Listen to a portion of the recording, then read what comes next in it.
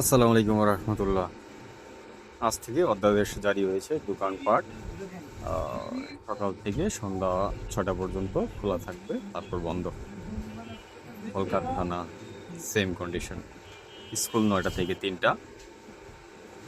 শুধু জরুরি সেবা, হসপিটাল, ওষুধ সামগ্রী, অ্যাম্বুলেন্স এগুলো ছাড়া বাকিগুলো নির্ধারিত টাইমেই অফ হবে।